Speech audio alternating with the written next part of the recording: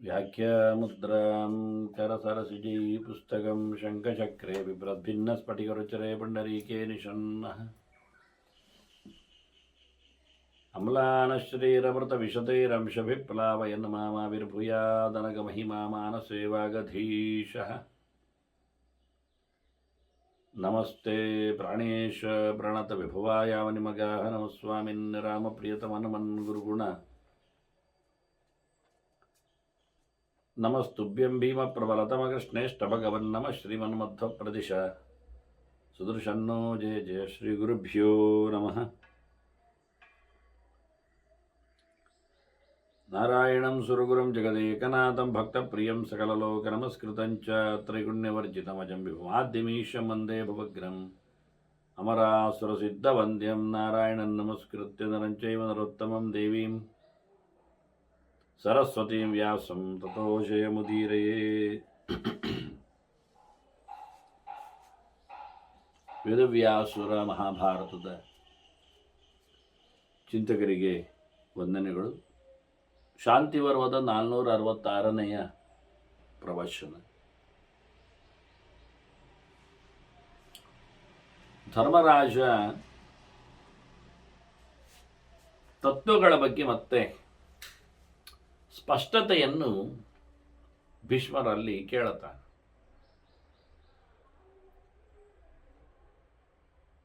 ಪಂಚಶಿಖನ ಚಿಂತನೆಯ ನೆಲೆಯಲ್ಲಿ ತತ್ವಗಳನ್ನು ಕೇಳಿಕೊಂಡವ ಇನ್ನಷ್ಟು ಸ್ಪಷ್ಟತೆಗಾಗಿ ಭೀಷ್ಮರಲ್ಲಿ ಕೇಳಿದರೆ ಭೀಷ್ಮರು ಅವನ ಗುರುಗಳು ಕೇಳಿಕೊಂಡ ಚಿಂತನೆಯನ್ನು ಕೊಡ್ತಾರೆ. ಆಸುರಿ ಅವನು ತನ್ನ ಗುರುಗಳು ಅಂದರೆ ಕಪಿಲ ಭಗವಂತ. ಹಾಗಾಗಿ ಕಪಿಲನ ಭಗವಂತನ ಹತ್ತಿರದಲ್ಲಿ ಆತ ಕೇಳಿಕೊಂಡ ಚಿಂತನೆಗಳ ಬಗ್ಗೆ ಭೀಷ್ಮರು ತಿಳಿಸಿಕೊಡುತ್ತಾರೆ. ಕಪಿಲ ಸ್ವಯಂಭುವ ಮನ್ವಂತರದವ, ದತ್ತಾತ್ರೇಯನಿಗಿಂತಲೂ ಹಿಂದಿನವ, ಸಾಂಖ್ಯಶಾಸ್ತ್ರದ ಅಂದರೆ ಭಗವಂತನ ಅವತಾರಗಳಲ್ಲಿ ಹೇಳಿದ್ದು, ಬಹಳ ಹಿಂದಿನ ಚಿಂತನೆ. ಅವ್ಯಕ್ತ ಮತ್ತು ವ್ಯಕ್ತ ತತ್ವಗಳು. ಅವ್ಯಕ್ತ ಭಗವಂತ ಅಂತ ಇಟ್ಟುಕೊಂಡ್ರೆ ಮಹಾಲಕ್ಷ್ಮಿಯನ್ನು ಅವ್ಯಕ್ತ ಅಂತ ಅಂತಾರೆ. ಹಾಗಾಗಿ ಅವ್ಯಕ್ತ ತತ್ವಗಿಂತ ವ್ಯಕ್ತ ತತ್ವದ ಸೃಷ್ಟಿ ಅಂದಾಗ ತಪ್ಪೇನಾಗುವುದಿಲ್ಲ. ಪರಮಾತ್ಮನಿಂದ ಮಹಾಲಕ್ಷ್ಮಿಯಿಂದ ಚತುರ್ಮುಖನ ಚಿಂತನೆ ಅಂತ. ಅವ್ಯಕ್ತವನ್ನು ಬಹಳ ಚೆನ್ನಾಗಿ ನಾವು ಅರ್ಥ ಮಾಡಿಕೊಳ್ಳಿಕ್ಕೆ ಆಗುವುದಿಲ್ಲ. ಅದು ಮಹಾಲಕ್ಷ್ಮಿ ಆಗಲಿ, ಭಗವಂತ ಆಗಲಿ, ಪ್ರಕೃತಿ ಆಗಲಿ, ಪುರುಷ ಆಗಲಿ. ಹಾಗಾಗಿ ಗುಣತ್ರಯದ ವಿಶೇಷವಾದ ಕೆಲಸವನ್ನು ನಡೆಸತಕ್ಕಂತಹ ಅವ್ಯಕ್ತ ಅದು ಅಗ್ರಾಹ್ಯ, ಅತರ್ಕ್ಯ, ಅಪರಿಮೇಯ ಅಂತಾರೆ. ಅಪರಿಮೇಯಂ ಅಗ್ರಾಹ್ಯಂ ಅತರ್ಕ್ಯಂ. ನಮ್ಮ ಊಹೆಗೆ ನಿಲುಕದ್ದದು, ಪೂರ್ಣ ತಿಳ್ಕೊಳ್ಳಿಕ್ಕೆ ಸಾಧ್ಯ ಆಗುವುದಿಲ್ಲ, ಅದರ ಬಗ್ಗೆ ಚೆನ್ನಾಗಿ ಗ್ರಹಣ ಮಾಡಲಿಕ್ಕೆ ಆಗುವುದಿಲ್ಲ ಅಂತ. ಆದರೆ ವ್ಯಕ್ತ ಉಪಲಕ್ಷ್ಯತೆ, ವ್ಯಕ್ತ ಮಾತ್ರ ನಮಗೆ ಪರಿಚಯಕ್ಕೆ ಸಿಗ್ತದೆ. ಯಾಕೆಂದರೆ ಅದು ದೈಹಿಕವಾದದ್ದು, ಪಾಂಚಭೌತಿಕವಾದದ್ದಾದ್ದರಿಂದ ಅದರಿಂದ ವ್ಯಕ್ತ ಪ್ರಪಂಚ ನಮಗೆ ಅರ್ಥ ಆಗ್ತದೆ, ಅವ್ಯಕ್ತ ಅರ್ಥ ಆಗುವುದಿಲ್ಲ ಪರಿಪೂರ್ಣವಾಗಿ. ವ್ಯಕ್ತ ಹೇಗೆ ನಮಗೆ ಗೊತ್ತಾಗುತ್ತೆ ಅಂದಾಗ ಕಳೆದ ಸರ್ತಿ ದೃಷ್ಟಾಂತ ಕೊಟ್ಟಿದ್ರು. ಋತುಗಳು ಬದಲಾವಣೆಗೊಳ್ಳುವುದನ್ನು ನಾವು ಗುರುತಿಸಲಿಕ್ಕೆ ಆಗ್ತದೆ. ಮರಮಟ್ಟುಗಳಲ್ಲಿ ಫಲಪುಷ್ಪಗಳು ಒಂದು ಕಾಲಕ್ಕಾಗುವಾಗ ಇದು ವಸಂತ, ಇದು ಹೇಮಂತ ಎನ್ನುವ ಅರ್ಥ ಮಾಡಲಿಕ್ಕಾಗ್ತದೆ ಅಂತ. ಹಾಗಾಗಿ ವ್ಯಕ್ತವಾದದ್ದು ಪ್ರಪಂಚದಲ್ಲಿ ಲಕ್ಷಣದಿಂದ ಅದನ್ನು ಗಮನಿಸಲಿಕ್ಕೆ ಬರ್ತದೆ, ನಾವು ಅನುಭವಿಸ್ತೇವೆ.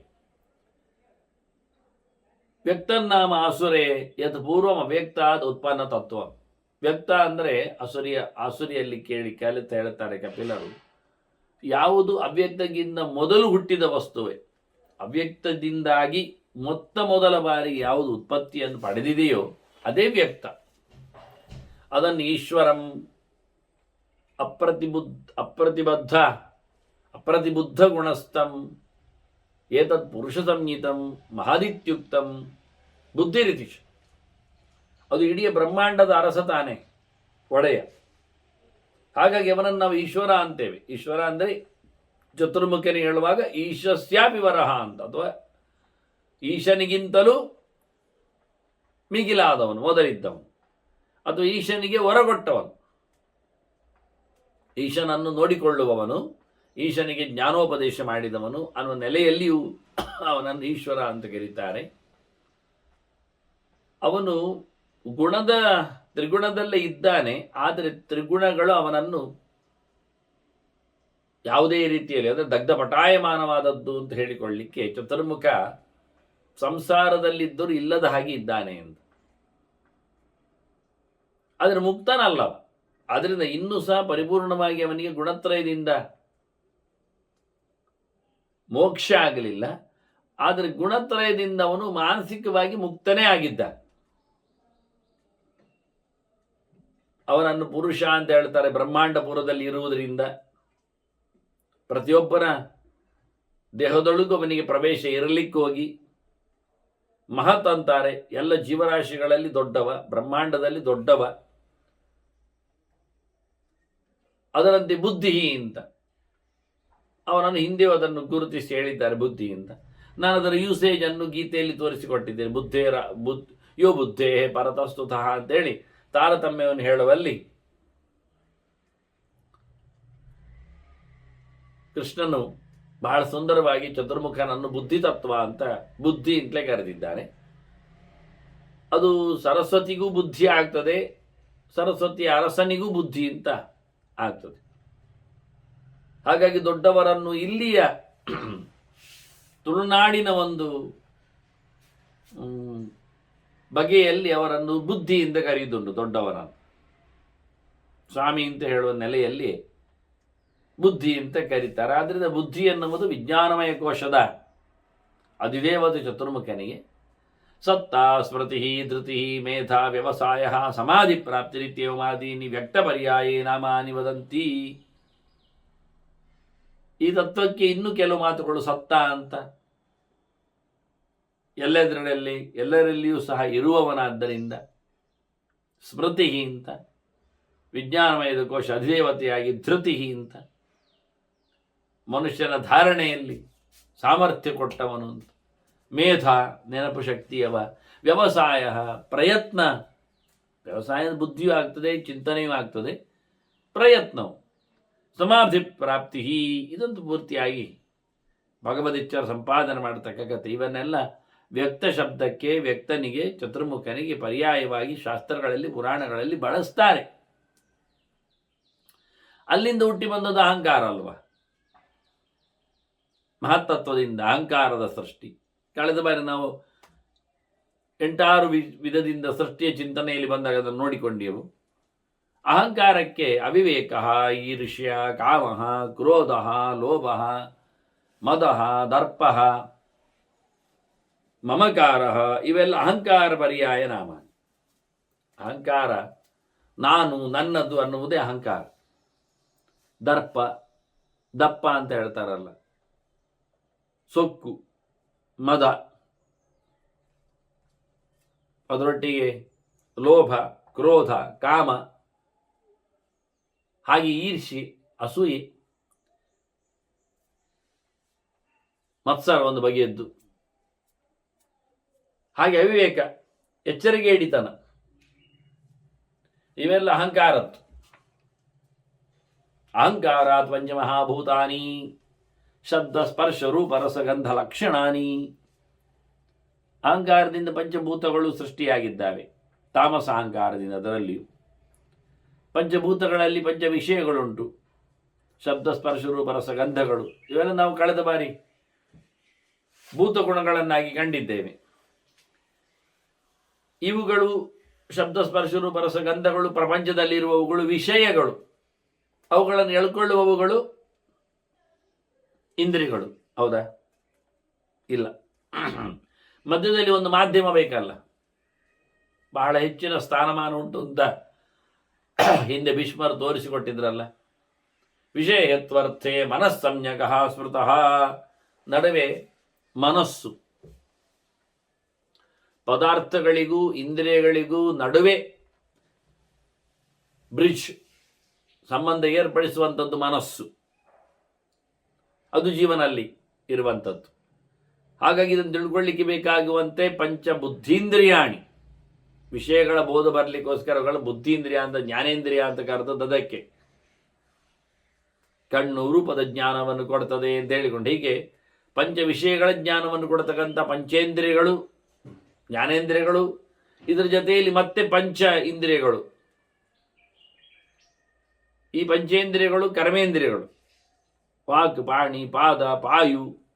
ಇಲ್ಲಿ ಉಪಸ್ಥ ಅಂತ ಹೇಳುವುದಿಲ್ಲ, ಆನಂದ ಅಂತ ಹೇಳ್ತಾರೆ ಈ ಇಂದ್ರಿಯವನ್ನು ಕರಿವಾಗ. ಉಪಸ್ಥದಿಂದ ಆನಂದದ ಭೋಗ ಇರಲಿಕ್ಕೆ ಹೋಗಿ ಅದರ ಲೆಕ್ಕಾಚಾರದಲ್ಲಿ ಅದರ ಚಿಂತನೆಯನ್ನು ಕೊಟ್ಟು ಇವುಗಳನ್ನು ಅಶ್ವಿನಿ ನಕ್ಷತ್ರಾಣಿ ಪರ್ಯಾಯ ನಾಮಾನಿ ಅಂತಾರೆ. ನೋಡಿ ಇಲ್ಲಿ ವಿಶೇಷ. ಅಶ್ವಾನಿ, ಅಶ್ವಿನಿ ಕುದುರೆಗಳು, ಬೇಗವಾಗಿ ಓಡುವವುಗಳು, ವಿಷಯದೆಡೆಗೆ ತಮ್ಮನ್ನು ತಾವು ನಡೆದಾಡಿಸುವವುಗಳು ಅನ್ನುವ ಹಾಗೆ. ಮತ್ತೆ ಪುನಃ ಚಂದವಾದ ಹೆಸರು ಕೊಡ್ತಾರೆ, ಇದಕ್ಕೆ ನಕ್ಷತ್ರ ಅಂತ ಕರೀತಾರೆ ಇಂದ್ರಿಯಗಳಿಗೆ ಅಂತ. ನಕ್ಷತ್ರಾಣಿ ಬಹಳ ಚೆನ್ನಾಗಿದೆ ಹೆಸರು. ಕ್ಷತಿ ಅಂದರೆ ಗಾಯ, ನೋವು, ಸಂಕಟ, ದೋಷ, ತೊಂದರೆ, ಅದರಿಂದ ನಮ್ಮನ್ನು ಪಾರು ಮಾಡುವುದರಿಂದ ಕ್ಷತ್ರ. ಈಗ ಕ್ಷತ್ರಿಯನನ್ನು ಕ್ಷತ್ರ ಅಂತ ಕರೆಯುವುದು, ಕ್ಷತ್ರ ಜಾತಿಯವನನ್ನು ಹೇಳುವುದು ಯಾಕೆಂದರೆ ಕ್ಷತಾತ್ ತ್ರಾಯತೆ ಅಂತ, ತೊಂದರೆಯಿಂದ ನಮ್ಮನ್ನು ರಕ್ಷಣೆ ಮಾಡ್ತಾನೆ ಅಂತ. ಪ್ರಜೆಗಳನ್ನು ತೊಂದರೆ ಆಗದಂತೆ ನೋಡಿಕೊಳ್ಳುವವ, ತೊಂದರೆಯಿಂದ ಕಾಪಾಡುವವ. ಎಷ್ಟೋ ಬಗೆಯ ಬಾಧ್ಯಗಳು ಇರ್ತವೆ. ತೊಂದರೆಗಳು ಅಂದರೆ ದುಡ್ಡಿನ ಅಡಚಣೆ ಆಗ್ಬೋದು, ಕೆಲಸದ ವೃತ್ತಿಯ ತೊಂದರೆ ಆಗ್ಬೋದು, ಆರೋಗ್ಯದ ಸಮಸ್ಯೆ ಆಗಬಹುದು. ಅಂದು ಪ್ರಜೆಗಳಿಗೆ ಏನಾದರೂ ತೊಂದರೆಗಳಿದ್ದರೆ ಅವರ ನೋವುಗಳನ್ನು, ಸಂಕಟಗಳನ್ನು ಪರಿಹರಿಸುವವ, ಅವುಗಳಿಂದ ರಕ್ಷಣೆ ಮಾಡುವವ ಅನ್ನುವ ನೆಲೆಯಲ್ಲಿ ಕ್ಷತ್ರ. ತ್ರ ಅಂದರೆ ತ್ರಾಣ ಮಾಡುವುದು, ಕ್ಷತ ಅಂದರೆ ಗಾಯ, ನೋವು, ಸಂಕಟ.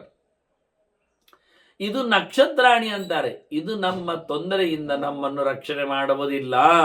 ನೋಡಿ ಇಂದ್ರಿಯಗಳು. ಹೌದು, ಕಣ್ಣು ಹೇಳತದ ನಾನು ಹೆಚ್ಚು ನೋಡಿದ್ರೆ ಮತ್ತೆ ನಾನು ಸಾಯ್ತೇನೆ ಅಂತ ಹೇಳುವುದಿಲ್ಲ. ಅದು ನೀವು ತೋರಿಸಿ ನೋಡ್ತಾ ಇರ್ತದೆ. ಅದು ನಮ್ಮನ್ನು ರಕ್ಷಣೆ ಮಾಡುವುದಿಲ್ಲ. ನಾಲಿಗೆ ಹೇಳುತ್ತದ ತಿನ್ನುವುದು ಸಾಕು ಅಂತ, ರಸನೇಂದ್ರಿಯ ಹೇಳುವುದಿಲ್ಲ. ಹಾಗಾಗಿ ನಮ್ಮ ಯಾವುದೇ ಇಂದ್ರಿಯಗಳು ಸಹ ಎಂದೂ ಸಹ ನಮ್ಮನ್ನು ಚೆನ್ನಾಗಿ ರಕ್ಷಣೆ ಮಾಡಲಿಕ್ಕೆ ಬಯಸುವುದಿಲ್ಲ. ನಕ್ಷತ್ರಾಣಿ ಅವುಗಳು ಮತ್ತಷ್ಟು ಸೋಲುವುದಷ್ಟೇ ಹೊರತು ಬೇರೆ. ಹೀಗೆಲ್ಲ ತತ್ವಗಳ ಬಗ್ಗೆ ಬಹಳ ಚೆನ್ನಾಗಿ ಕೇಳಿಕೊಂಡವ ಬಹಳಷ್ಟು ಸಂಪತ್ತನ್ನು, ದೇವರ ವಿಶೇಷ ಅನುಗ್ರಹವನ್ನು ಪಡೀತಾರೆ. ಯಾಕೆ ತತ್ವೇಶಾವ ಇದ್ದಾರಲ್ಲ, ಮಹದೈಶ್ವರ್ಯ ಮಾಪ್ನೋತಿ. ಯಾವುದಾ ಚಂದ್ರತಾರಕಂ, ಸಂಪತ್ತು ಬಂದರೆ ನಾಳೆ ಕರಗ್ತದೆ, ಅಳು ಬರ್ತದೆ ಕೇಳಿದರೆ ಇಲ್ಲ. ತತ್ವಚಿಂತನೆ ಮಾಡುವವ, ತತ್ವಗಳ ಬಗ್ಗೆ ಎಚ್ಚರಾಗುವ, ತತ್ವನ್ಯಾಸವನ್ನು ನಡೆಸಿಕೊಡುವವನಿಗೆ ಸೂರ್ಯಚಂದ್ರ ಇರುವವರೆಗೂ ಸಹ ಅವನಿಗೆ ಸದ್ಗತಿ ಇದೆ, ಒಳ್ಳೆಯದಾಗಲಿದೆ, ದೊಡ್ಡವನನ್ನಿಸಿಕೊಳ್ಳುತ್ತಾನೆ ಅಂತಾರೆ. ಏತಸ್ಮಾತ್ ತತ್ವಾನೋತ್ಪತ್ತಿರ್ಭವತಿ. ಮತ್ತೆ ಅತ್ರ ಪ್ರಲೀಯತೆ. ತತ್ವಗಳನ್ನು ತಿಳ್ಕೊಳ್ಳುವ ರೀತಿಯಲ್ಲಿ ಒಂದು ಮುಖ, ಒಂದು ತತ್ವದ ನಂತರದಲ್ಲಿ ಒಂದು ತತ್ವಗಳನ್ನು ಹೇಳುವ ಮೂಲಕ ಆ ತತ್ವಗಳದರಿಂದ ಅಭಿವ್ಯಕ್ತಿಗೊಂಡಿದೆ, ಉತ್ಪತ್ತಿಯನ್ನು ಪಡೆದಿದೆ ಅಂತ. ಪರಾಯ ಮಹದಾತ್ಮನೇ ನಮಃ ಅಂತೇಳಿ ನಾವು ಮಹತ್ತತ್ವದ ಚತುರ್ಭುಜ ಚಿಂತನೆ ಮಾಡಿದರೆ ಅವನಿಂದ ಹುಟ್ಟಿ ಬಂದವ ಮುಂದಿನವ. ಪರಾಯ ಅಹಂಕಾರಾತ್ಮನೇ ನಮಃ ಅಂತೇಳಿ ಅಲ್ಲಿಂದ ಹುಟ್ಟಿ ಬಂದವ ಪರಾಯ ಮನ ಆತ್ಮನೇ ನಮಃ ಅಂತೇಳಿ ಮನಸ್ಸು. ಹೀಗೆ ಹುಟ್ಟಿದ್ದನ್ನು ನಾವು ತಿಳಿದ ಹಾಗೆ ಯಾವಾಗಲೂ ಹುಟ್ಟನ್ನು ಹೇಳುವಾಗ ಮೊದಲು ಹೇಳುವಂಥದ್ದು ಅದರ ಅಪ್ಪನನ್ನು ಮತ್ತೆ ವ್ಯಕ್ತಿಯನ್ನು. ಆಗ ಅವನು ಹುಟ್ಟ ಅರ್ಥ ಆಗ್ತದೆ ಎಲ್ಲಿಂದ ಅಂತ. ಹಾಗೆ ಅಪ್ಪನನ್ನು ಹೇಳುವ ಮೊದಲೇ ಅವನ ಅಪ್ಪನನ್ನು ಹೇಳಬೇಕು. ಹೀಗೆ ಮುಂದುವರಿಯುವುದಕ್ಕೆ ತಾರತಮ್ಯ ಅಂತ ಹೇಳಿದ್ದು. ಮೊದಲು ಯಾರೆಲ್ಲ ಬಂದಿದ್ದಾರೆ, ಅವರಿಂದ ಯಾರ್ಯಾರು ಸೃಷ್ಟಿಯನ್ನು ಪಡೆದಿದ್ದಾರೆ ಅಂತ. ಹಾಗಾಗಿ ಹುಟ್ಟನ್ನು ಪಡೆದಂತೆ ಇಲ್ಲಿ ನಿರ್ಗಮನದ ಕತೆ. ಮನಸ್ತತ್ವವು ಅಹಂಕಾರ ತತ್ವದಲ್ಲಿ ಲೀನಗೊಳ್ಳುತ್ತದೆ. ಹಾಗಾದರೆ ಮನಸ್ಸಿಗೆ ನೀವು ಸ್ಕಂದ ಅಂತ ಅರ್ಥ ಮಾಡಿಕೊಂಡ್ರೆ ಅಭಿಮಾನಿ, ಹಾಗಾದರೆ ಅಹಂಕಾರಕ್ಕೆ ರುದ್ರದೇವ ಅಂತ ಅರ್ಥ ಮಾಡಿದರೆ ಅಹಂಕಾರದಿಂದ ರುದ್ರನಿಂದ ಸ್ಕಂದನು ಹುಟ್ಟಿದ ಎನ್ನುವುದು ಸತ್ಯ. ಇದೇ ಸ್ಕಂದನನ್ನು ಪ್ರಳಯ ಕಾಲದಲ್ಲಿ ಅಹಂಕಾರ ತತ್ವವು ನುಂಗಿ ಹಾಕ್ತದೆ, ಇಲ್ಲ ಮಾಡ್ತದೆ. ಅದನ್ನು ಹುಟ್ಟಿ ಬಂದಲ್ಲಿಯೇ ಲಯ. ಮಹತ್ತತ್ವದಿಂದ ಅಹಂಕಾರ ತತ್ವದ ಅಭಿವ್ಯಕ್ತಿ ಅಂದಾಗ ಹಾಗೆ ಅಹಂಕಾರ ತತ್ವವು ಮಹತ್ತತ್ವದಲ್ಲಿ ಲೀನಗೊಳ್ಳುತ್ತದೆ. ಇದು ಪ್ರಳಯ.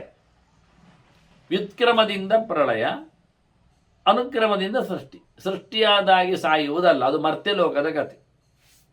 ಮರ್ತ್ಯಲೋಕದಲ್ಲಿ ಏನು ಕೇಳಿದರೆ ಯಾರು ಮೊದಲು ಹುಟ್ಟಿ ಬಂದನೋ ಅವನು ಮೊದಲು ಸಾಯ್ತಾನೆ ಅಂತ ಸಾಮಾನ್ಯ ನಿಯಮ ಇದು ಸಹ. ಅದಕ್ಕೆ ಬೇಕಾದಷ್ಟು ಕಾರಣಗಳ ಹೆಚ್ಚು ಕಡಿಮೆಗಳಿಂದ ಅಕಾಲದಲ್ಲಿ ಸಾಯಲಿಕ್ಕೆ ಬರ್ತದೆ. ಆದರೆ ಸಾಮಾನ್ಯ ಕ್ರಮೆಯನ್ನು ಕೇಳಿದರೆ ದೊಡ್ಡವರು ಮೊದಲು ಬಂದವರು ಮೊದಲು ಸಾಯುವುದು, ಅವನ ಮಕ್ಕಳು ಮೊಮ್ಮಕ್ಕಳು ಮತ್ತೆ ಮತ್ತೆ ಸಾಯ್ತಾ ಬರುವುದು.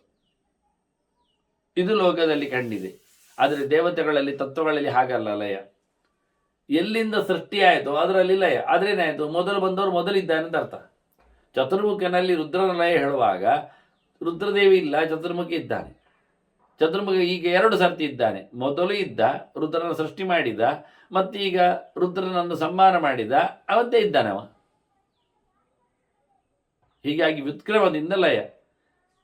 ಮೊದಲಿಂದ ಹುಟ್ಟಿದವರನ್ನು ಮೊದಲು ಲೆಕ್ಕ ಮಾಡ್ತಾ ಅವರು ಅವರವರ ಪ್ರಕಾರದಲ್ಲಿ ಯಾರಿಂದ ಬಂದರೋ ಹಾಗೆ ಅಲ್ಲಿದೆ ಅವರು ಪ್ರವೇಶವನ್ನು ಮಾಡ್ತಾರೆ. ಇದು ತತ್ವಚಿಂತನೆಯ ಕ್ರಮ.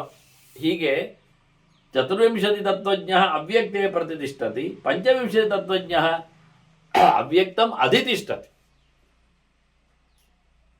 24 ಪ್ರಾಪಂಚಿಕವಾದ ವಿಶ್ವತತ್ವಗಳನ್ನು ಭೌತವಾಗಿ ಆದರೂ ತಿಳ್ಕೊಂಡರೆ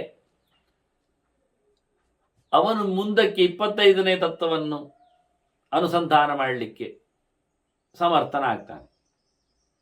ಅಥವಾ ಭೌತವಾದ ಜಡವಾದ 24 ತತ್ವವನ್ನು ತಿಳಿದವ ಅದರ ಅಧಿದೇವತೆಯಾದ 24ರ ತತ್ವದ ಒಡೆಯನನ್ನು ತಿಳ್ಕೊಳ್ಳಿಕ್ಕೆ ಸಮರ್ಥನಾಗ್ತಾನೆ.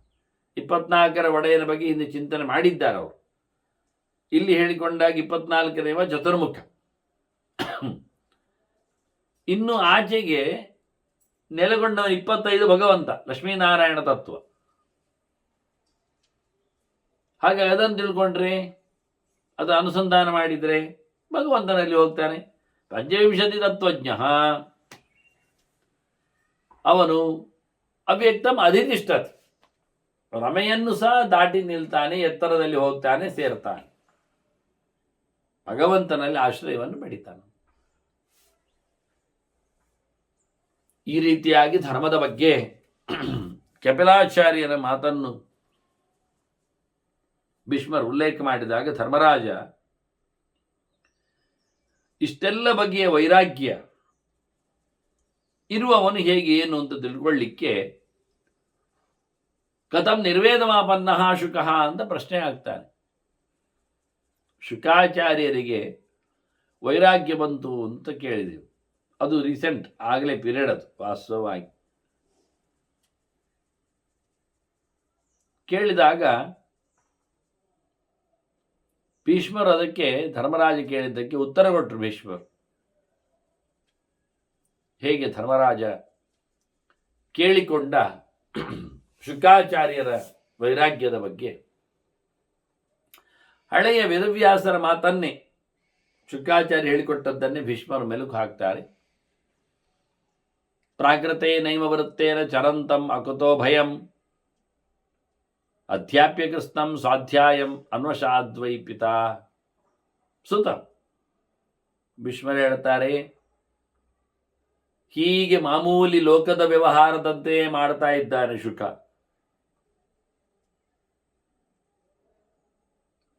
ಯಾವುದೇ ಮುಲಾಜಿಲ್ಲದೆ ತಿನ್ನುವುದು ತಿರುಗುವುದು ನಡೆಸ್ತಾ ಇದ್ದಾನೆ. ಹೀಗಿರುವಾಗ ಅವನಿಗೆ ಪಾಠ ಮಾಡಿದ, ಪೂರ ಪಾಠ ನಡೆಸಿಕೊಟ್ಟ ಶುಕಾಚಾರ್ಯರು ತಂದೆ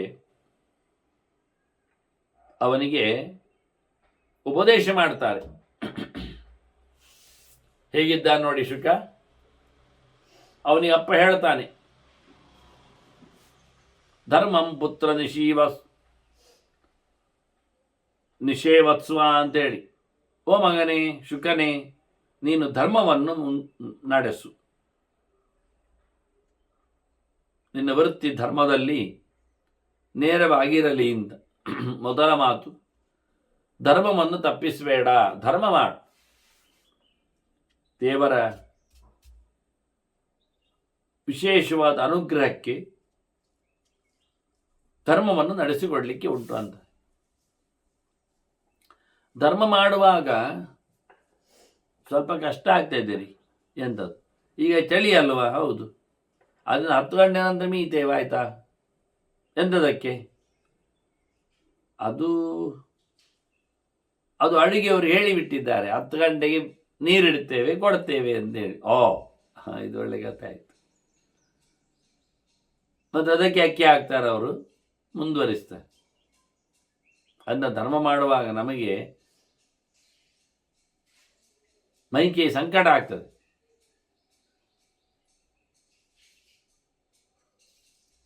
ಬಹಳ ಕಷ್ಟ ಅನ್ನಿಸ್ತದೆ.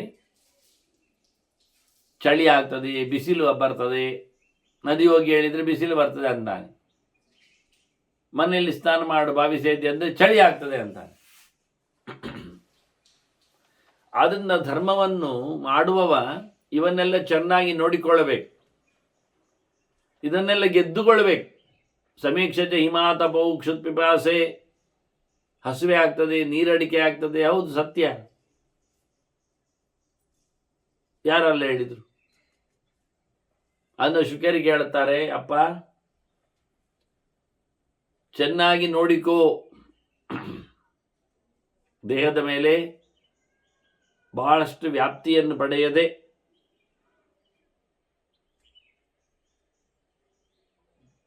ದೇಹದಲ್ಲಿ ಇರತಕ್ಕಂಥ ಹಸಿವು ಬಾಯಾರಿಕೆಗಳನ್ನು ಲೆಕ್ಕಿಸದೆ ತಿನ್ನಬೇಕು ಅಂತ ಯಾರಿಗೆ ಕಾಣುವುದಿಲ್ಲ, ಕುಡಿಬೇಕು ಅಂತ ಯಾರಿಗೆ ಅನಿಸುವುದಿಲ್ಲ. ಅದಕ್ಕೊಂದು ನಿರ್ಬಂಧಿತ ಸಮಯ ಮಾಡಬೇಕು, ಮತ್ತು ಇಷ್ಟೇ ತಿನ್ನುವುದು ಕುಡಿಯುವುದು ಅಂತ ಮಾಡ್ತಾ ಬರಬೇಕು. ಹಾಗೆ ಏಕಾದಶಿಯನ್ನು ಉಪವಾಸದಿಂದ ದುಡ್ಲಿಕ್ಕೆ ಬರ್ತದೆ. ಹೀಗೆ ಮನುಷ್ಯ ಎಲ್ಲ ವ್ರತ ನಿಯಮಗಳಲ್ಲಿಯೂ ಶಾಸ್ತ್ರದಲ್ಲಿ ಹೇಳಿದಂತೆ ನಡೆದುಕೊಳ್ಳಿಕ್ಕೆ ಅವನಿಗೆ ತನ್ನನ್ನು ತಾನು ಆ ದ್ವಂದ್ವಗಳಿಂದ ದಾಟಿ ಇರಬೇಕು. ಅದರಂತೆ ವಾಯುಂಚ ಜಯ ನಿತ್ಯಂ ಜಿತೇಂದ್ರಿಯ,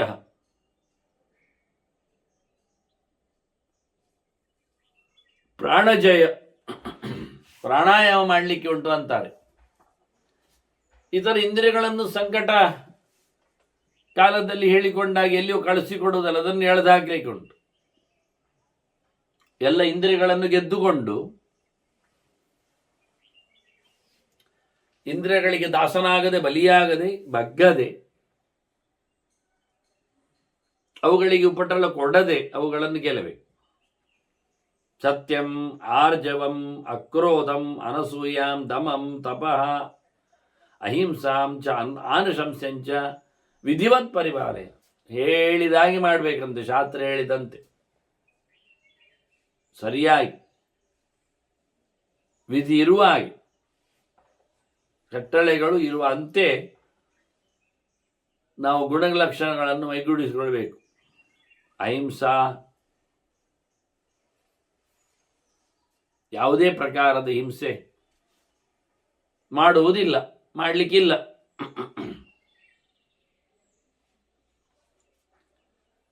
ಮುಖ್ಯವಾಗಿ ಸತ್ಯ, ಒಳ್ಳೆಯವರಿಗೆ ಹಿತ ಆಗುವಂತೆ.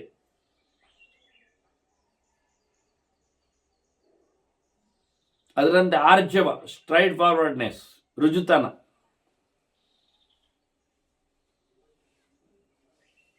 ಮತ್ತೆ ಒಟ್ಟುಗೂಡಿಸಿಕೊಳ್ಬೇಕಾದ್ದು, ಸಿಟ್ಟು ಮಾಡಲಿಕ್ಕಿಲ್ಲ, ಅಕ್ರೋಧ. ಅಸೂಯೆ, ಹೊಟ್ಟೆ ಕಿಚ್ಚು ಮಾಡಲಿಕ್ಕಿಲ್ಲ, ಅನಸೂಯ. ಸೊಕ್ಕು ಬರಲಿಕ್ಕಿಲ್ಲ, ಮದ ಬರಲಿಕ್ಕಿಲ್ಲ, ದಮ. ತಪಸ್ಸು, ನಿರಂತರವಾಗಿ ಒಳ್ಳೆಯ ವಿಷಯಗಳ ಬಗ್ಗೆ ಅನುಸಂಧಾನ, ಮೆಲುಕು ಹಾಕಲಿಕ್ಕೆ. ಇದಿಷ್ಟು ಮುಖ್ಯವಾದಂತಹ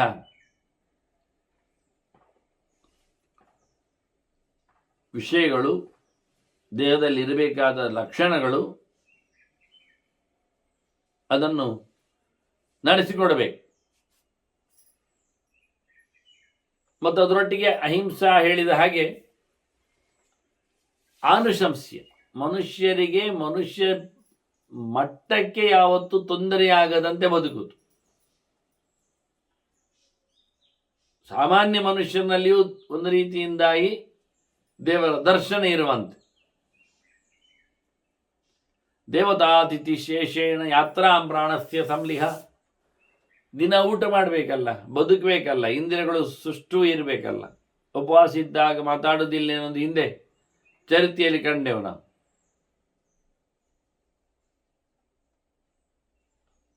ಹಾಗಾಗಿ ಪ್ರತಿನಿತ್ಯ ಊಟಪಾನಗಳಲ್ಲಿ ಸಮರ್ಪಣೆ ಆಗಿರಬೇಕೆನ್ನುವುದಕ್ಕಿಂತ ಹೆಚ್ಚಿನ ಮುಖ್ಯ ವಿಷಯ ಹೇಳ್ತಾರೆ. ದೇವತೆಗಳಿಗೆ ಕೊಟ್ಟಾಗಿ ಅದನ್ನು ಅತಿಥಿಗಳಿಗೆ ಉಣಬಡಿಸು, ಕೆಲಸದವರಿಗೆ ಉಣಬಡಿಸು. ಇದರಿಂದ ಭಗವಂತನ ವಿಶೇಷವಾದ ಸವಲತ್ತು, ಅದಕ್ಕೇನು ಪ್ರಸಾದ, ಅದರಿಂದ ಎಲ್ಲ ಪ್ರಕಾರದ ಏಳಿಗೆ ಆಗ್ತದೆ. ಪೂಜೆ ಪುನಸ್ಕಾರಗಳ ನಂತರದಲ್ಲಿ ಊಟ ಮಾಡುವುದು. ಅದಂತೆ ಪಿತೃಕರ್ಮಗಳಲ್ಲಿ ಆಗುವಾಗ ಅದರಿಂದ ಅತಿಥಿಗಳಿಗೆ ಕೊಟ್ಟಾಗ ಅದನ್ನು ಹೋಮ ಹವನ ನಡೆಸಿ ಅತಿಥಿ ಸತ್ಕಾರ ಮಾಡಿ ಬ್ರಾಹ್ಮಣ ಭೋಜನ ನಂತರದಲ್ಲಿ ತಿನ್ನಬೇಕು ಅವನು.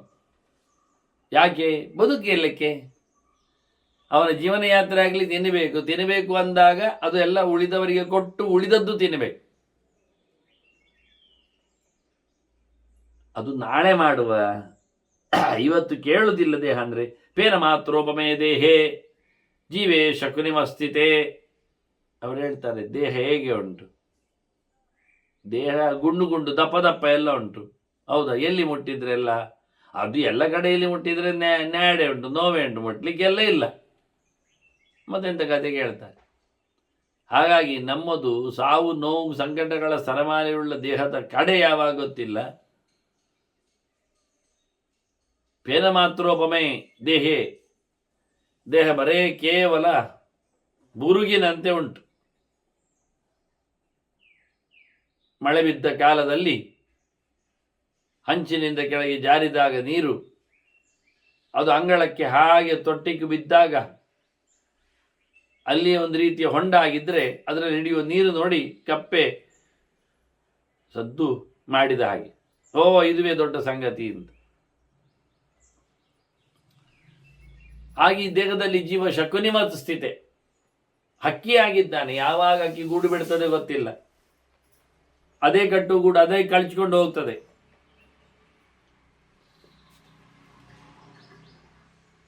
ಹಾಗಾಗಿ ಜೀವ ಇದ್ದಾರೆ ದೇಹದಲ್ಲಿ, ದೇಹದ ಯಾತ್ರೆ ಮಾಡಲಿಕ್ಕೆ ಉಂಟು, ಅದನ್ನು ವೈಭವೀಕರಿಸುವುದಲ್ಲ ಅಂತ ಹೇಳ್ತಾನೆ. ಬಹಳ ಕಾಲ ಬರುವುದಿಲ್ಲ ಇದು.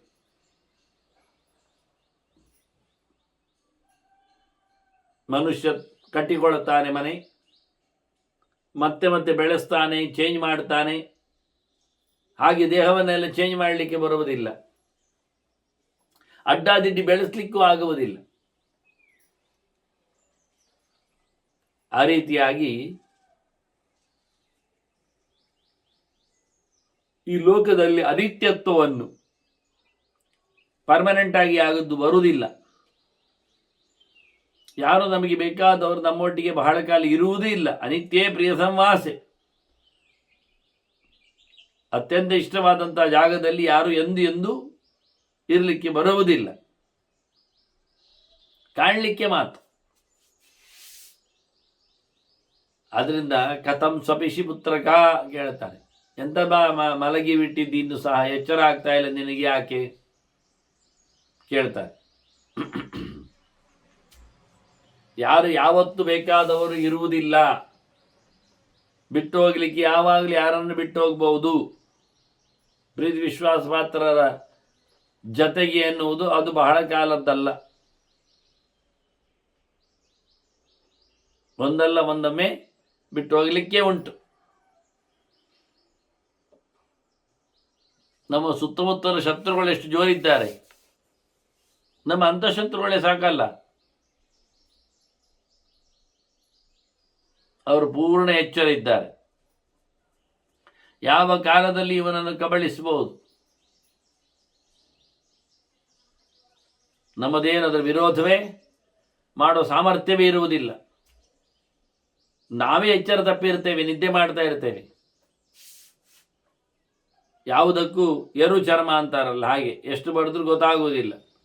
ಅಪ್ರಮತ್ತೇಶು ಜಾಗ್ರತ್ಸು ನಿತ್ಯಯುಕ್ತೇಶು ಶತ್ರುಷು, ಶತ್ರುಗಳು ರೆಡೀ ಇದ್ದಾರೆ ದಿನ.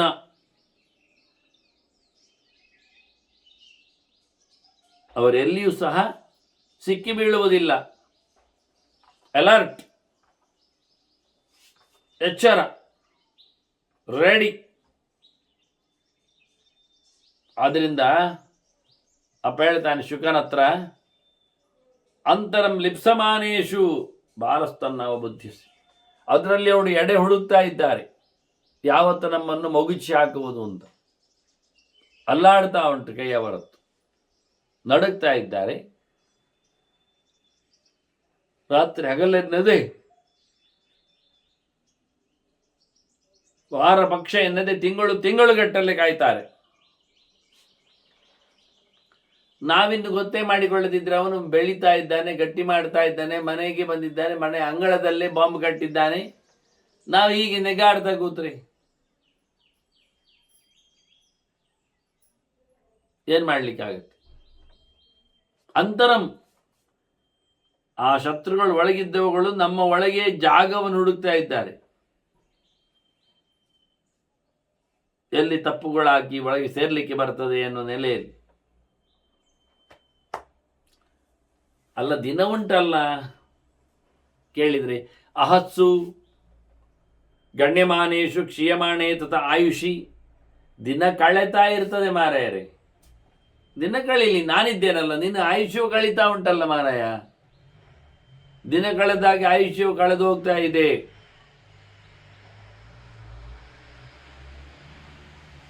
ಹೇಗೆ ಮಾಡುವ?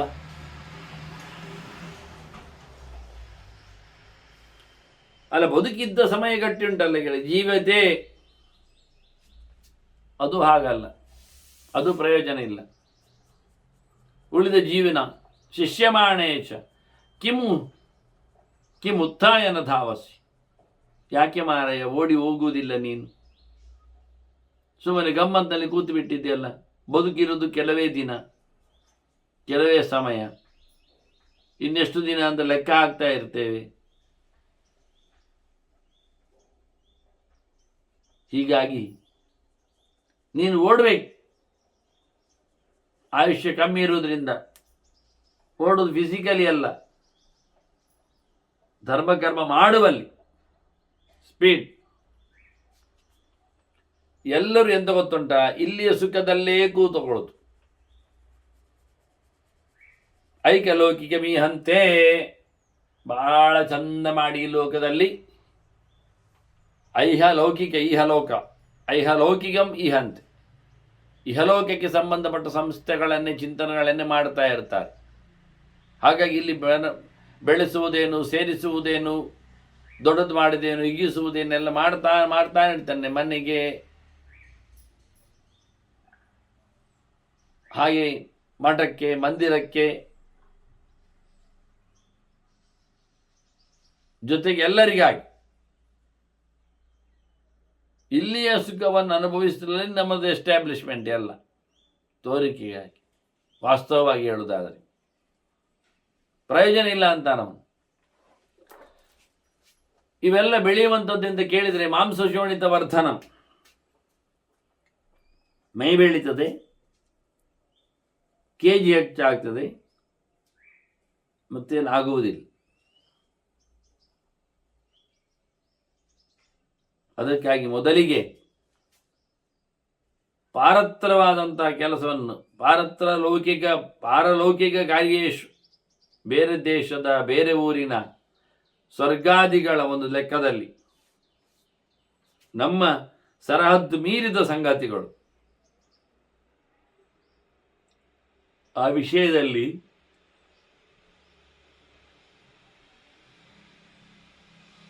ನಮ್ಮದು ಜಾಗೃತಿ ಸಾಲದು ಹೆಚ್ಚು.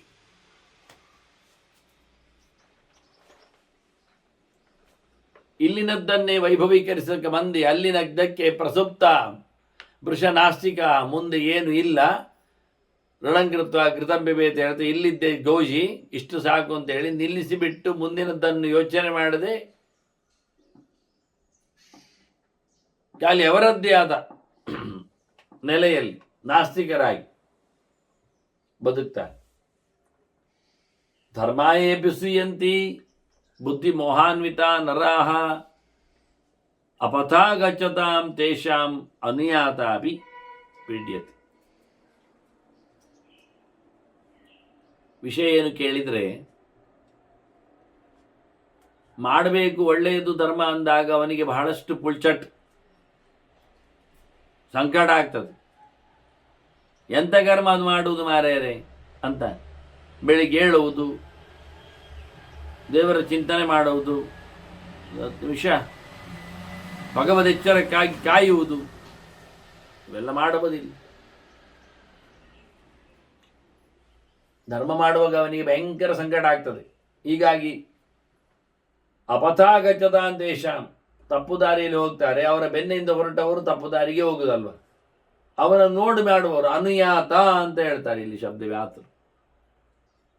ಅವನ ಹತ್ರ ಕೇಳುವುದಿಲ್ಲ, ತಾವಾಗಿ ತಿಳ್ಕೊಳ್ಳುವುದಿಲ್ಲ, ಇನ್ಯಾರ ಹತ್ರ ಆದರೂ ಕೇಳಿ ತಿಳ್ಕೊಂಡು ಬದುಕುವ ಅಂದ್ರೆ ಅದು ಯೋಚನೆ ಇಲ್ಲ, ಅಂತವ ಸಾಯ್ತಾನೆ, ಹಾಳಾಗಿ ಹೋಗ್ತಾನೆ ಅಂತ. ಅವನ ಬೆನ್ನ ಹಿಂದೆ ಹೋದವನು ಹಾಳಾಗ್ತಾನೆ, ಅವನನ್ನು ನೋಡಿ ಮಾಡಿದವ. ಏತು ತುಷ್ಟಾಹ ಶ್ರುತಿಪರಾಹ ಮಹಾತ್ಮಾನಃ ಮಹಾಬಲಾಹ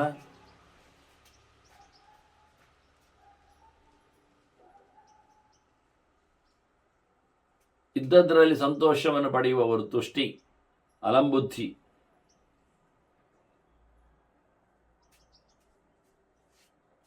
ಸಾಕಿಷ್ಟು ಎನ್ನತಕ್ಕಂಥ ನೆಲೆಯಲ್ಲಿ ಕೂತವ. ವೇದ, ವೇದಕ್ಕಿಂತ ಮಿಗಿಲಾದ ಸಂಗತಿ ಭಗವಂತ, ಇದರ ಬಗ್ಗೆ ಎಚ್ಚರವನಿಗೆ. ಶ್ರುತಿ ಪರಾಯಣ, ವೇದದ ಮೂಲಕ ಸಾರಭೂತನಾದ ಭಗವಂತನನ್ನು ಅನಿಸುತ್ತಿರುವವನು. ಮಹಾತ್ಮಾನ,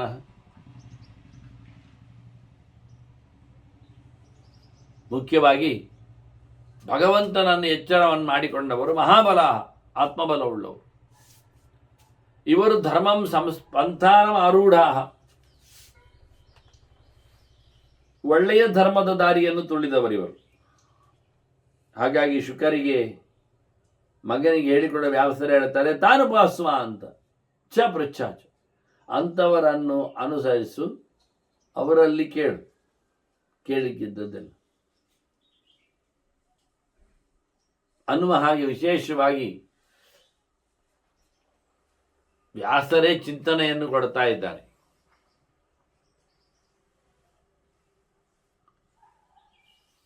ತಿಳಿದವರ ಹತ್ತಿರದಲ್ಲಿ ಕೇಳಿ ತಿಳ್ಕೊಳ್ಳಿಕ್ಕೆ ಉಂಟು ಅಂತ.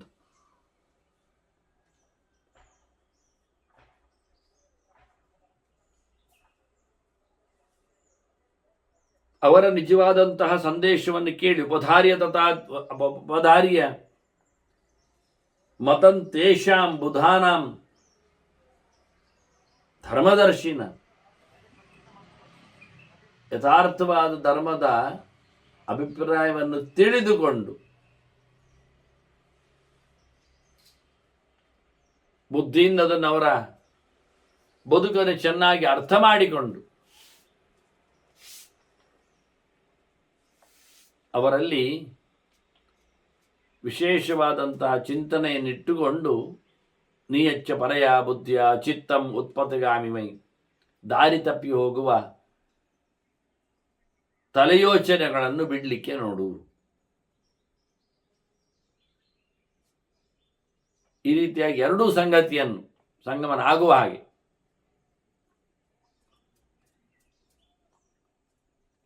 ಧರ್ಮದ ದಾರಿಯನ್ನು ತುಳಿದವರನ್ನು ನಾವು ಸೇವೆ ಮಾಡಲಿಕ್ಕೆ ಉಂಟು ಅಂತ ಮಗನನ್ನು ತೋರಿಸಿಕೊಟ್ರು. ಆದ್ಯಕಾಲಿಕೆಯ ಬುದ್ಧಿಯ ದೂರೇಶ್ವೈತಿ ನಿರ್ಭಯ ಸರ್ವಭಕ್ಷ್ಯಾ ನ ಪಶ್ಯಂತಿ ಕರ್ಮಭೂಮಿ ಅಚೇತಸ. ನಾಳೆ ಕತೆ ಎಂಥದ್ದು ಮಾರ್ಯಾರೆ, ಇವತ್ತು ಮುಖ್ಯ, ಇವತ್ತು ಹೇಳಿಕೊಂಡು ಇವತ್ತಿನ ಭೋಗ ಯೋಗಗಳೇ ಬಹಳ ವೈಭವಗಳು ಅಂತ ಹೇಳಿಕೊಳ್ಳುವವರು ನಾಳೆಯ ಬಗ್ಗೆ ಯೋಚನೆ, ಅದು ನಾಳೆ ನಾಳೆ ಅಲ್ವಾ, ತಡ ಉಂಟು ಅಂತ ಹೇಳಿ ದಾಟಿಸುವವರು. ಅದು ಪ್ರಯೋಜನ ಆಗಲಿಲ್ಲ. ಯಾಕೆ ಅಂದರೆ ಅವರು ನಾಳೆ ಸುದ್ದಿ ಕೇಳಿದ ತಕ್ಷಣ ಅದರೊಟ್ಟಿಗೆ ಎಲ್ಲ ಧರ್ಮಗಳು ಬರ್ತಾವೆ. ಅದಕ್ಕೋಸ್ಕರ ಅದನ್ನು ಬಿಡ್ತಾನವ. ಆದ್ಯಕಾಲಿಕೆಯ ಬುದ್ಧಿಯ ದೂರೇಶ್ವೈತಿ ನಿರ್ಭಯ. ನಾಳೆ ಎಂತಾದ್ರೆ ಏನು ಮಾರೇ, ಈಗ ಬದುಕಿದ್ರೆ ಸರಿ, ಪ್ರಣಕೃತವಾಗಿರ್ದಂಬೆ ಅಂತ ಹೇಳಿಕೊಂಡಾಗೆ. ನಾಳೆ ಎಲ್ಲಿಂಟು? ಹಾಗಾಗಿ ಸರ್ವಭಕ್ಷೀಯ, ಅವರು ಸಿಕ್ಕಿದ್ದನ್ನೆಲ್ಲ ತಿಂತಾರೆ. ನಾಳೆ ಯೋಚನೆ ಇಲ್ಲದವರು ಅವರು ಭಗವಂತನ ಎಚ್ಚರವನ್ನು ಕಾಣುವುದಿಲ್ಲ. ನ ಪಶ್ಯಂತಿ ಕರ್ಮಭೂಮಿ ಅಚೇತಸ. ಈ ನೆಲದ ಸಾಮರ್ಥ್ಯ ಏನು, ಅದರ ಬಗ್ಗೆ ದಡ್ಡರಾಗಿಸಿಕೊಳ್ತಾರೆ ಅವರು. ಅದರ ಬಗ್ಗೆ ಅವರು ಎಚ್ಚರ ಇರುವುದಿಲ್ಲ. ಮತ್ತೇನು ಮಾಡಬೇಕು ತಿಳಿದವ? ಧರ್ಮದ ಏಣಿಯನ್ನು ಹತ್ತಬೇಕು. ಧರ್ಮಂ ನಿಶ್ರೇಣಿ ಮಾಸ್ತಾಯ ಕಿಂಚಿತ್ ಕಿಂಚಿತ್ ಸಮಾರೋಹ. ಒಮ್ಮೆಲೆ ಹತ್ತಲಿಕ್ಕೆ ಆಗುವುದಿಲ್ಲ. ಆರಬೇಡ, ಬೀಳ್ತೀಯ. ನಿಧಾನಕ್ಕೆ ನಿಧಾನಕ್ಕೆ ಚೂರ್ಚೂರೆ ಚೂರ್ಚೂರೆ ಮೇಲಕ್ಕೆ ತೆರಳಬೇಕು.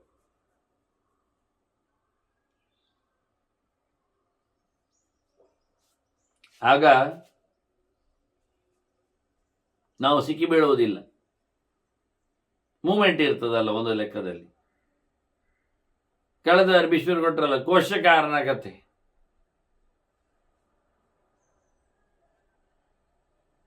ಅದು ತನ್ನನ್ನು ತಾನೇ ಸುತ್ತಿ ಹಾಕಿಕೊಂಡು ಆಹಾರವನ್ನು ತಿಂದು ತೇಗಿ ಅದು ಅದು ಲಾವಾದಿಂದ ಸ್ಟೇಜ್ ಅದರದ್ದು ಮತ್ತೆ ಹಾರಿಕೊಂಡು ಹೋಗ್ತದೆ. ಕೋಶ ಅಂದರೆ ಕೌಶೇಯ ಪೀತ ವಸನ ಮಾಡಿದ ಹಾಗೆ ರೇಷ್ಮೆ ಹುಳ, ರೇಷ್ಮೆ ಕೋಶಕ್ಕೆ.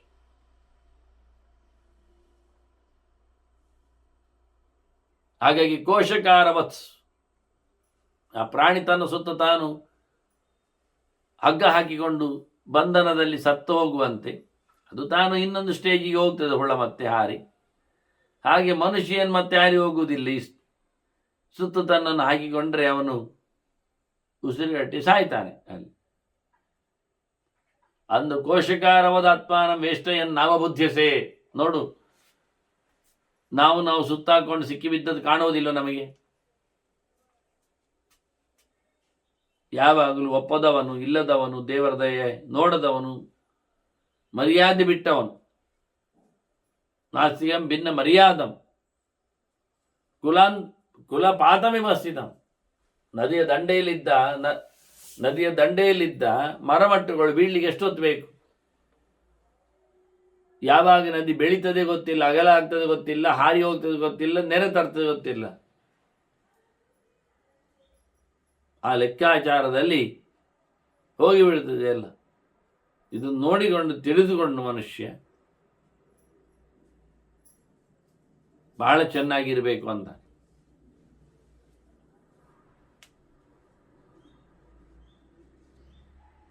ಅವನು ನಾಸ್ತಿಕ, ದಂಡೆ ಬಿಟ್ಟವ, ಭಿನ್ನ ಮರ್ಯಾದ. ದಂಡೆ ಕುಸಿದರೂ ನೀರು ಪೆಟ್ಟಿನಿಂದ ಬಹಳಷ್ಟು ನಷ್ಟವೇ.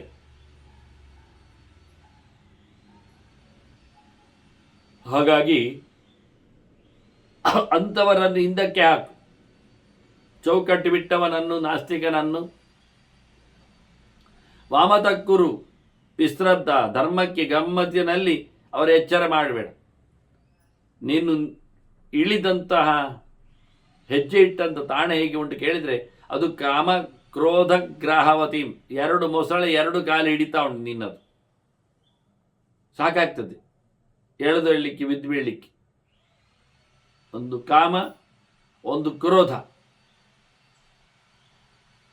ಇದು 2 ಮೊಸಳೆ ಆಗಿ ಉಂಟು. ಕೊಡಬೇಡ, ಕಾಲು ಕೊಡಬೇಡ, ಹಿಡಿತದೆ.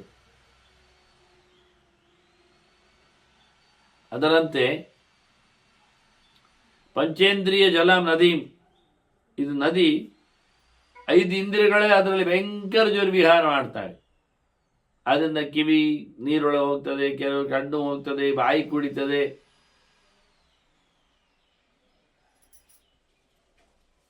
ಹೀಗೆ ಎಲ್ಲ ಪಂಚ ಇಂದ್ರಿಯಗಳು ಸೇರಿ ಒಂದೆರಡಲ್ಲ, ನೀರಿನ ರಾಶಿಗಳು. ಅಲ್ಲಿ 2 ಮೊಸಳೆಗಳು ಕಾಮಕ್ರೋಧಗಳು, ನನಗೆ ಬೇಕು, ಸಿಗದಿದ್ದರೆ ಸಿಟ್ಟು ಬರ್ತದೆ ಅಂತ. ಇಂತಹ ಸಮುದ್ರದ ರಾಶಿಯಲ್ಲಿ, ನೀರಿನ ರಾಶಿಯಲ್ಲಿ ಏನು ಹಿಡ್ಕೊಳ್ಳಿಕ್ಕೆ ಬೇಕು? ನಾವಂ ಧೃತಿಮಯೀಂ ಕೃತ್ವ ಜನ್ಮದುರ್ಗಾಣಿ ಸಂತ. ಹುಟ್ಟು ಸಾವುಗಳ ಈ ದೊಡ್ಡ ಮೊತ್ತವನ್ನು ದಾಟಬೇಕಾದ್ರೆ ಗಟ್ಟಿಮುಟ್ಟಾದಂತಹ ಮನಸ್ಸು ಮಾಡಿ ಧೈರ್ಯದಿಂದ ಇದನ್ನು ದಾಟಬೇಕು. ಗಟ್ಟಿಯಾಗಿ ಮರಣ ಹಿಡಿದು ಬಿಟ್ಟಿದೆ. ಮೃತ್ಯುನ ಭ್ಯಾಹತೆ ಲೋಕೆ ಜರೆಯ ಪರಿಪೀಡಿತೆ. ಸುತ್ತಮುತ್ತಲು ಮುದಿತನ, ಎಲ್ಲವೂ ಕಳ್ಕೊಳ್ತಾ ಇರ್ತಾನೆ. ಅಂತಹ ಸಂದರ್ಭದಲ್ಲಿ ಏನು ಆಗದೆ ಪಾರಾಗಬೇಕಾದ್ರೆ